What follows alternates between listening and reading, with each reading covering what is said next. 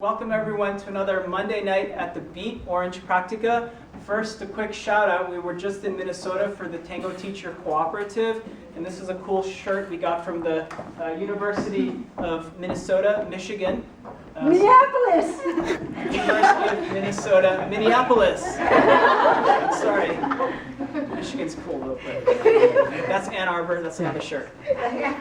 Right, so what was today's class about? Let's go deeper. Philosophically, we used one new word today. Andragogy. Thank you to Mitra from LA for clarifying the difference between that and pedagogy. This is learning for adults, and basically, Cristina and I are trying to show you what? Sugar Bowl Embrace, which embodies our what? Balance. Lifting your spine 45 degrees in each direction. But again, philosophically speaking, what are we trying to develop here? A consistency. It's our system. Our method. It's our method for communication, for lead and follow. Right.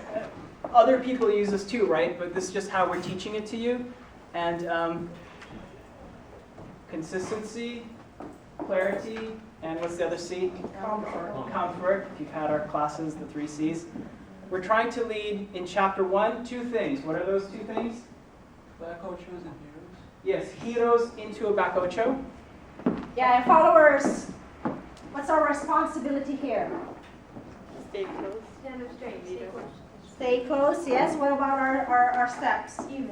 Even and Reach. what? Step around. Yeah. Your hips close to the leader. And then what about our embrace?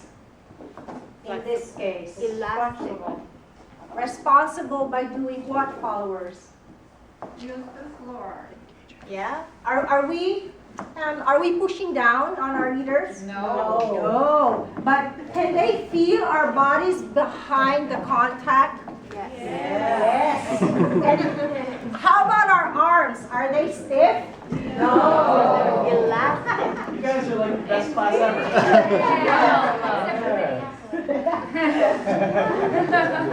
So leaders, when I get to the ocho, how much do I turn my shoulders each direction, each side? Up to 45 Up to degrees. 45, yeah. And the point is to be consistent, right? When you Both add sides. your embrace, this will change. So try to practice this way. Good. We go into chapter 2. What do we call chapter 2? What's the pattern? The eye candy? Enganché? Yeah. So I am trying to do a wrap on Christina's what step? Open step after her forward step. And in order for this to work, followers, what technique do you have to have? Where does your side step have to be after your forward step? Close to him. Close to the leader. So what does that mean? How do you get close in the open embrace? Pivot. Step around, but it comes from the pivot.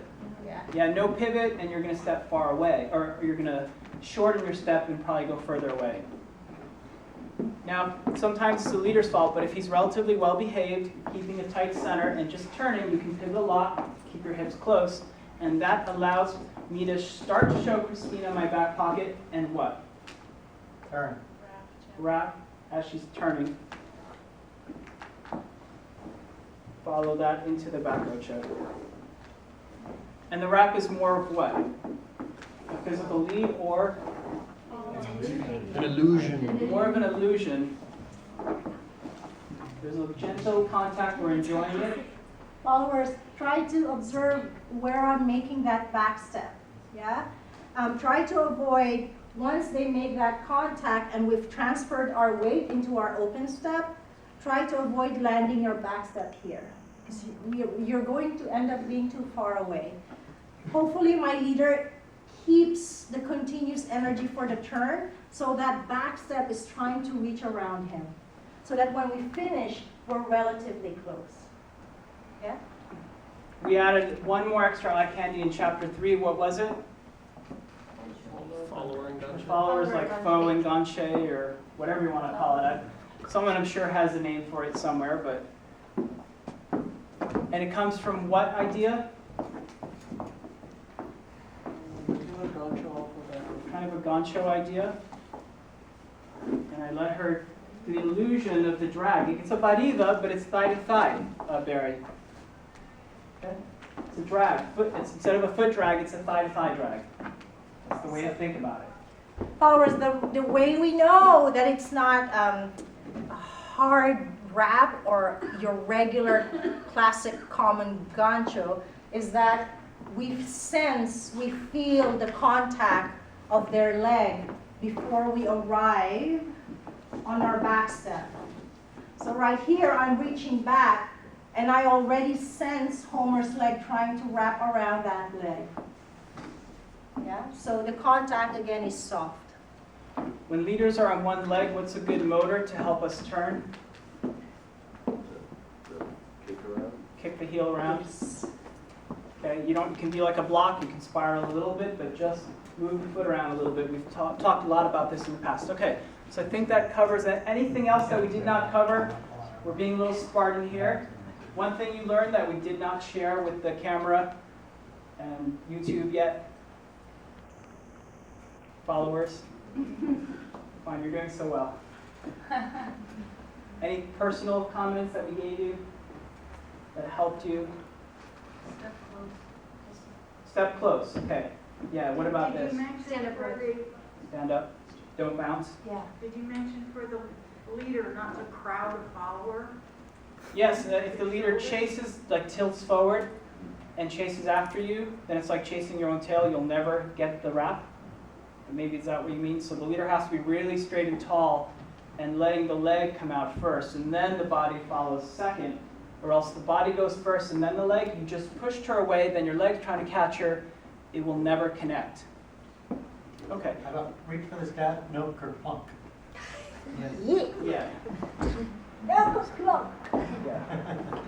And if you're really tall, you might have to do the wrap below the follower's knee if she's really short. So if you feel you're going to hit her pelvis, keep everything really low. If you want, you can try with Mary or some of the other followers here. She volunteered. Okay, so here we go, our demo.